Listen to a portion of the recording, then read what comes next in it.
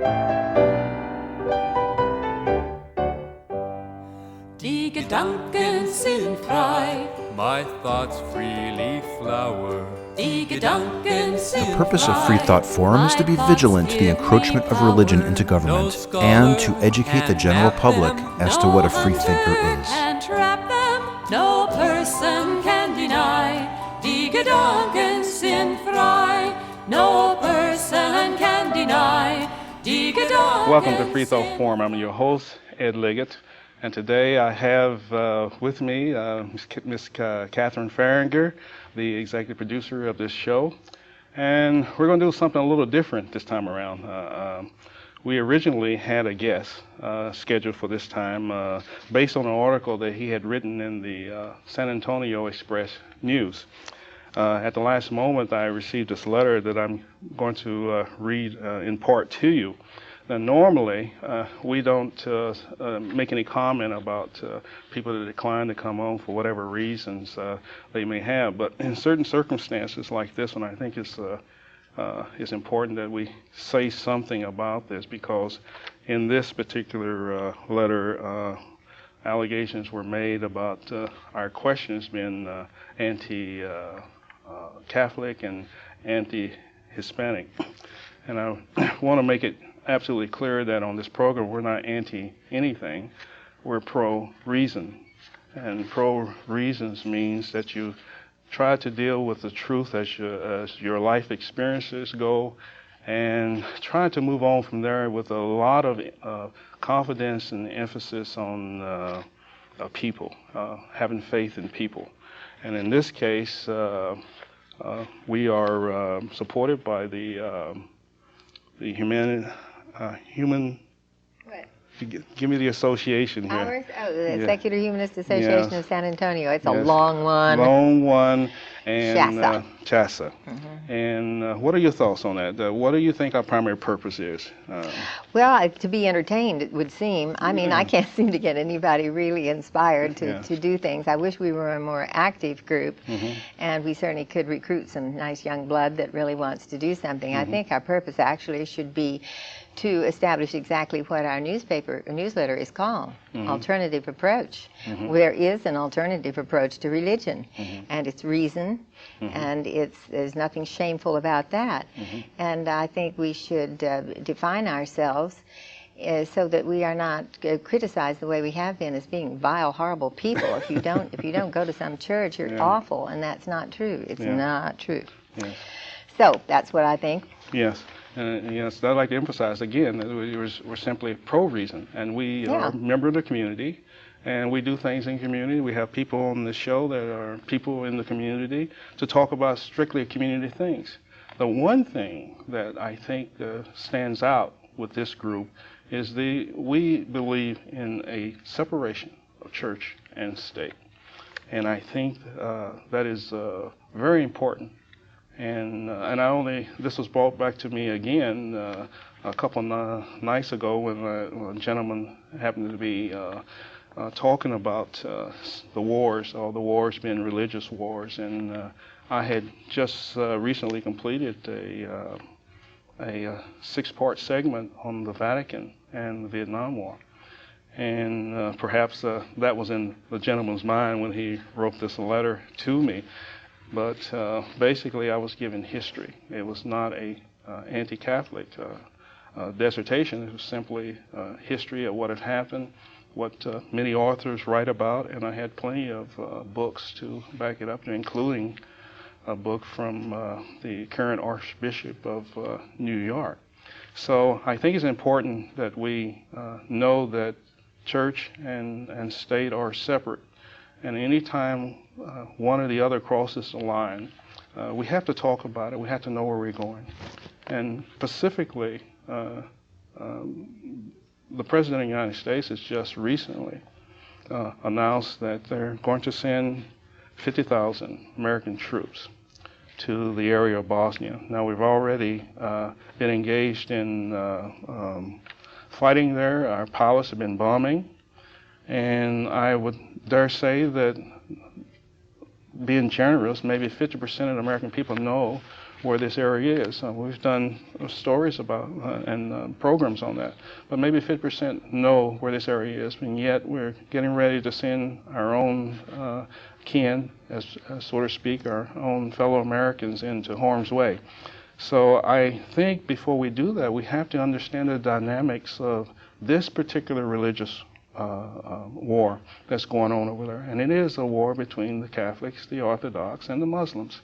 And there's no way of getting around that. Now, do we really want to get involved in that? Okay, if we have all the information and the American people say, okay, we can do it, then let's do it.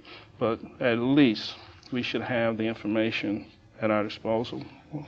You have any comment on that? Well, you couldn't have said it better myself. You're perfect, Okay. Absolutely perfect. Okay, let me read you this letter, and again, we've never done this before, but I think on this particular occasion, we need to say something about this. Yeah, well, you'll point out then the quotes of his from his article. I thought perhaps that yeah, I have may I even the have article. the questions. Good, because we're coming from that and not out of thin air. Yes. So. Okay, in declining this, it says your cover letter, and I try to send questions to prospective guests that come on this program because I want the guests to be able to pass out information that is germane to the subject that we're talking about, and I want them to understand that we're not here to trap anybody. We're here to get the best information that they can give us. So when I, as normal, sent out questions to this person, this is what I received back. In part, your cover letter says that you seek, quote, an understanding of my views in a non-confrontational atmosphere, unquote. But the tone and the substance of the questions indicate otherwise. He goes on to say, they are in fact not questions at all, but rather irrational allegations, which reveal clear and studied anti-Catholic and anti-Hispanic bigotry. Lest it might communicate the impression that these charges are legitimate questions, worthy of rational, intelligent response, I will not address them through an appearance on your television program. And this was signed by Kenneth Craycraft. And Kenneth Craycraft is and I'll give it to you directly out of the newspaper, the chairman of the Department of Theology at St. Mary's University.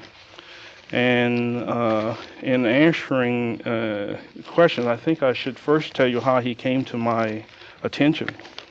And this particular letter was published on the 11th of October.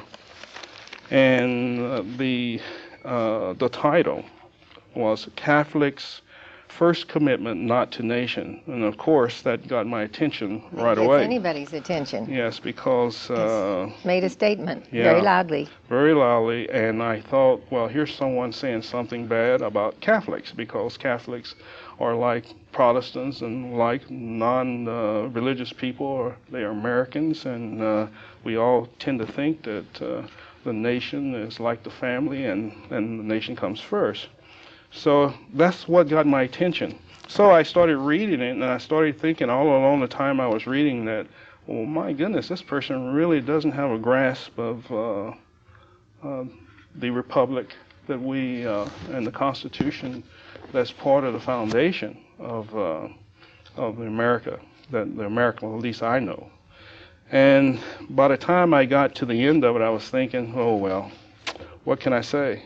And then I looked down at the credit, and I saw that this gentleman was the chairman of the Department of Theology at St. Mary's. And automatically they told me, one, this was a PhD, and two, this was a pretty learned person. So I wanted to know something about this individual. Yes, what he really meant. What Did he really mean what this really said? Yes, I was curious. Wild with curiosity. I called him up right away, and he was very enthusiastic about appearing on the program. And as I said, I told him I would send him a copy of the questions that I would ask, and I did. I sent him a copy of the questions. And so, but he said your questions are rambling and what? Yes, I as a matter of fact, I thought these questions were very good. They're taken right from the text of his article. Exactly. I took the questions exactly from his article. And I wasn't accusing him of anything. I was just simply saying, hey, these, could you explain this? So I will say some of these questions to give you an idea of what I was talking about. And one of the questions that lead in, I said, Dr. Craycraft, you write in your article that critics, quote, critics are correct in their fear that Christianity is a threat to the political status quo, unquote. Now, that was a quote directly from his article. Further, for Christians, there is an understanding, and here's another quote, that political commitment comes in a 4-second to religious commitments, unquote. So I asked him, sir, how do you reconcile your statements with the United States political life as a republic and with our historical position of separation of church and state? I thought that was a legitimate question. If you're going to say that religion comes before the state, and you're saying that it should eclipse the national way of life, that's sure, pretty scary. Comment on that. Tell us what you mean by that statement. And that's all I said. Right. And of course, whatever he said would have been presentable to me, because those are his views and they are based on his life experience. And I'm not here to question that. I just want to know what he meant and where he came from. And there were other questions. For example, New York's former Governor Cuomo, vice presidential candidate Geraldine Ferrara, President Kennedy, to name a few prominent Catholics in the political field, at various times were challenged by the Catholic hierarchy to interject and support Catholic ideology in public policy making, in spite of overwhelming public desires to the contrary. Now, when I wrote that, I was thinking of the issue of abortion, and most of us remember, of course, about Geraldine Ferrara and how the Catholic Church wanted her to come out against it. And in fact, I think that she was one of the candidate that was going to be excommunicated if she didn't fall in line. And whereas that may be a Catholic problem, the fact that Geraldine Ferrara would make the statement that she would have to serve the public interest, not the Catholic interest in this. And I think we had a similar vein from John Kennedy when he asked Absolutely. him, when he was running for president, the same thing.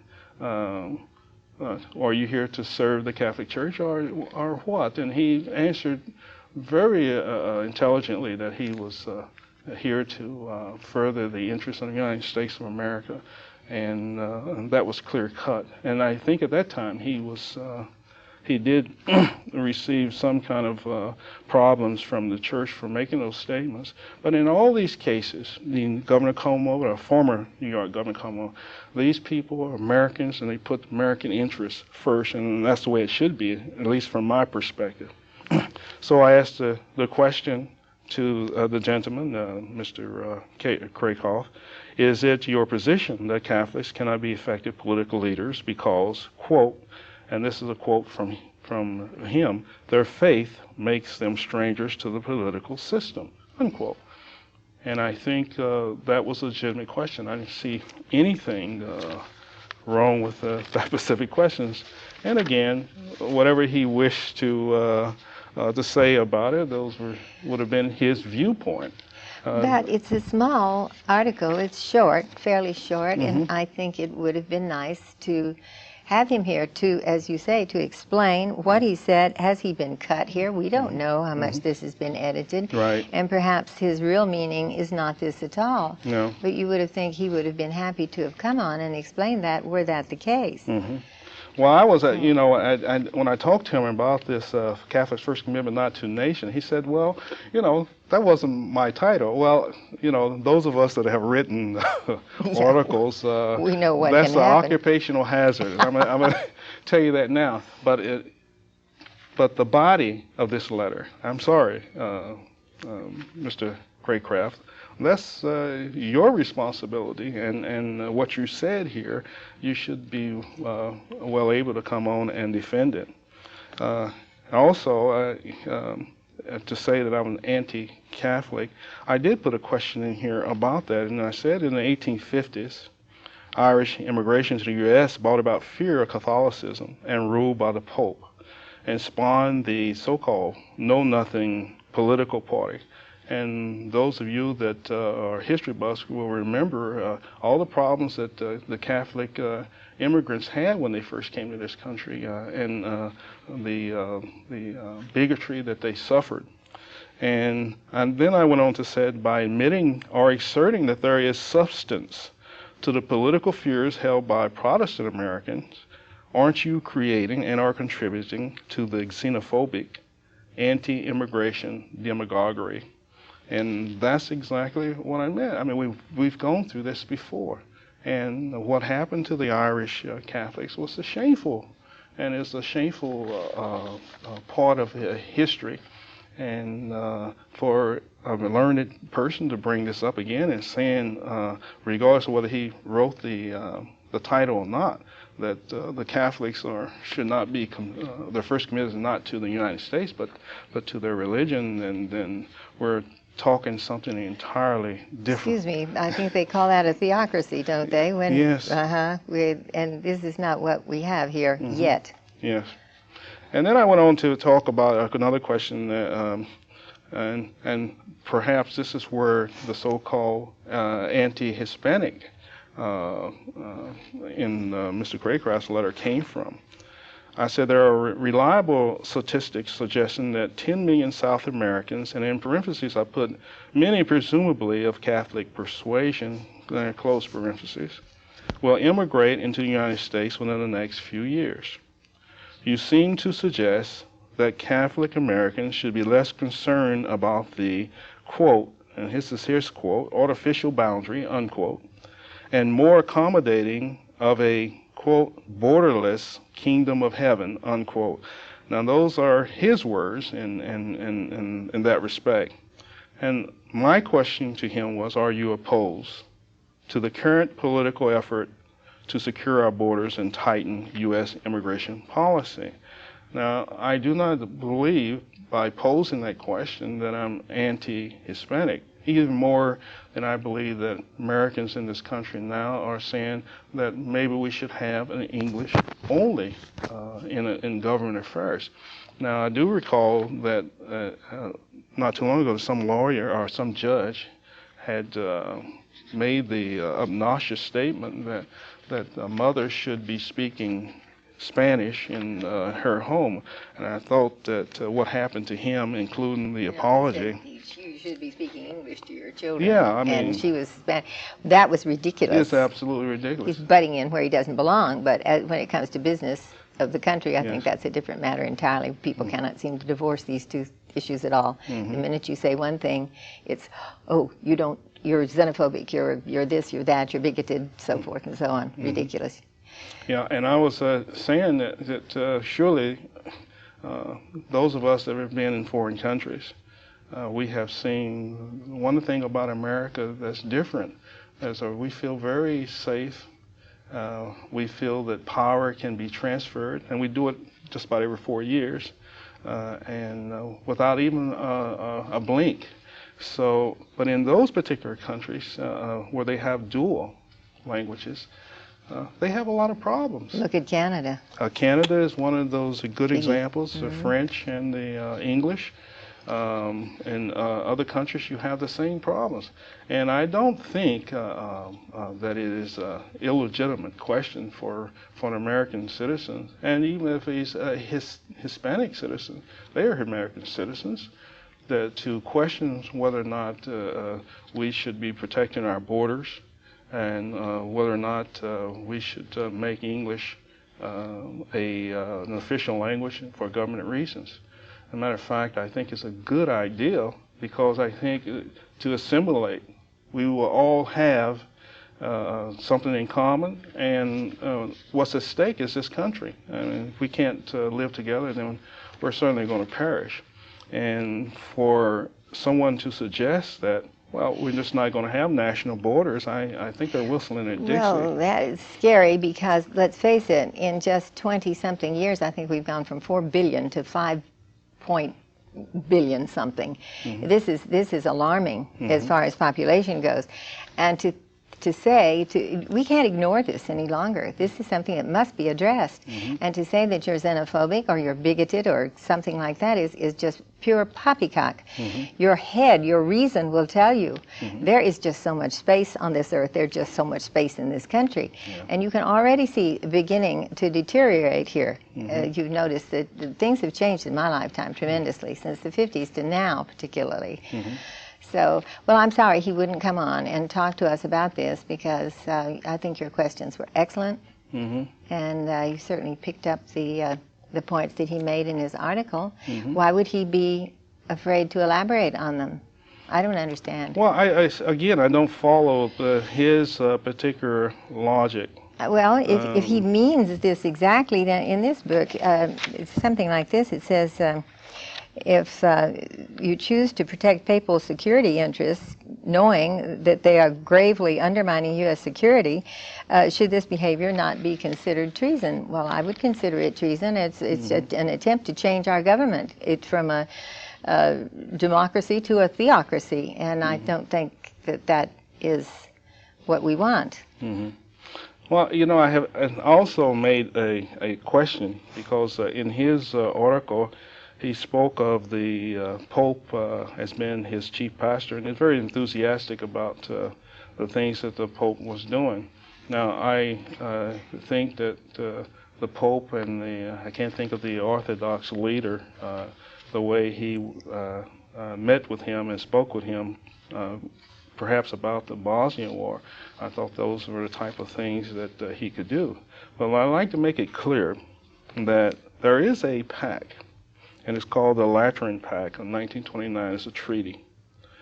And in that pact, there is a quote, and I quote it to you. The Holy See declares its desire to remain aloof from temporal disputes between nations and from international congresses convoked to settle such disputes, unless the contending parties jointly appeal to its mission of peace. And that's unquote.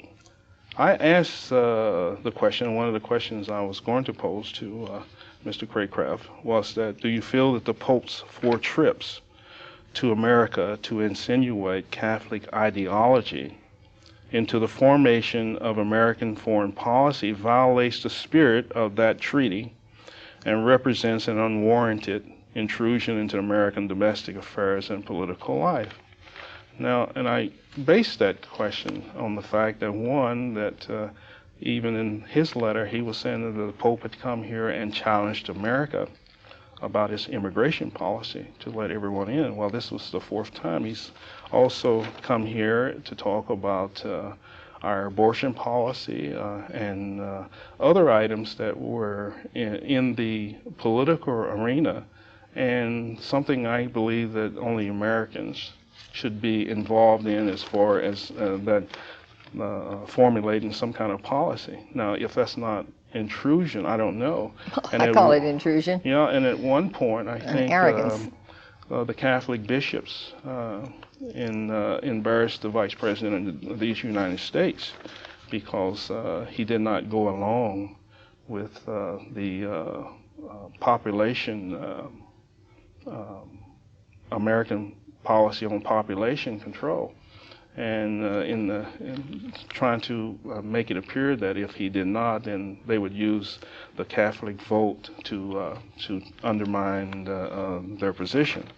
And I think those are purely political questions, and those questions that this country has to formulate, Catholics, non-Catholics, and non-religious people, it's a thing that Americans have to do without the interference of anyone else. And I want the Pope to know, and I like to say it, that I think these things should not be interfered with. I don't think that we need for him to come here to tell us what our foreign policy should be.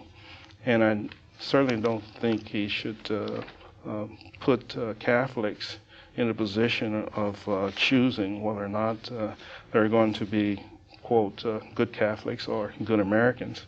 They certainly can be both, and I don't see any reason to doubt either one. And I did ask one final question that I think is probably germane, and that is if American Catholics, quote, political identity, unquote, are, and I quote them again, subordinate to their religious commitment, unquote, is it reasonable to assume that the Pope will always have a veto over American political life and public policy?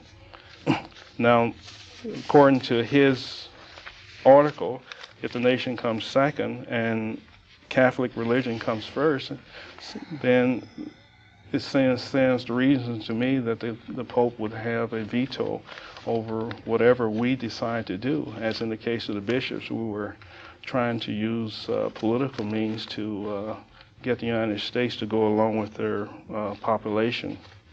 But I like to just sort of end this by saying that we are not anti-Catholic or anti-Hispanics. I'm certainly pro-American. I'm certainly believe in my national identity. I'm very proud of it. And I'm also very proud that, to have Catholics as Americans and Catholics as my fellow countrymen. And my questions are legitimate questions that I thought should be presented to a very learned individual. I mean, he didn't get to be chairman of the theology department without having his credentials. So that's what I try to do, and again, we don't normally do this, but I thought in this case, because people tend to whisper a lot about who we are and what we do, and there's no grand conspiracy at all. We simply are bringing to the American public as best that we know how, and based on our life experiences, what we think are in the interests of the American people. Catherine, would you like to have the last word? Oh, last swing at it. Well, Ed, I want to thank you for letting me sit in for such a learned gentleman. It really is a pleasure, I assure you. And that's, again, reiterate, it's not Catholic bashing. This is hierarchy we're talking about when we talk about it. I have some lovely friends who are Catholics, and this has never stood between us and friendship. This has nothing to do with it. So I'm just crazy about a Catholic priest. We chat on the phone a couple of times a year about things that are going on. He's darling. But it's nothing to do with that. It has to do with the trying to get control. The hierarchy of the church is the thing that I fear. And I think many American Catholics are fearful also of that. I do too. And another thing is, before we go, we've got about another minute, I wanted to say that normally when we do anything that has anything to do with Catholic, we contact Catholic spokesmen and ask them to come on and talk about whatever the issue may be. And that still stands. Anytime you want to appear on our program and talk about it, if you want 27 minutes just to make a statement, that's fine and dandy with us. So I'm Ed Liggett, and thank you, Ms. Catherine Fahringer. And this is a Freethought Forum. Please join us again next week. And next week we're going to start talking about home study and why people prefer to educate their kids at home rather than in the school system.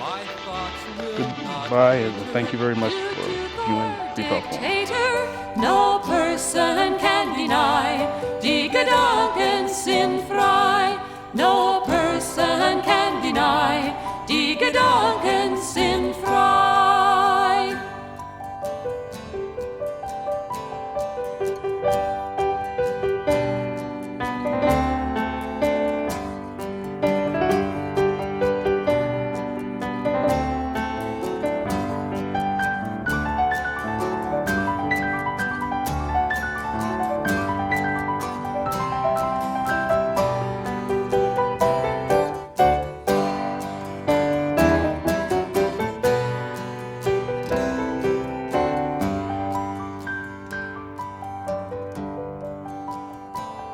And should tyrants take me and throw me in prison, my thoughts will burst free like blossoms in season. Foundations will crumble and structures will tumble.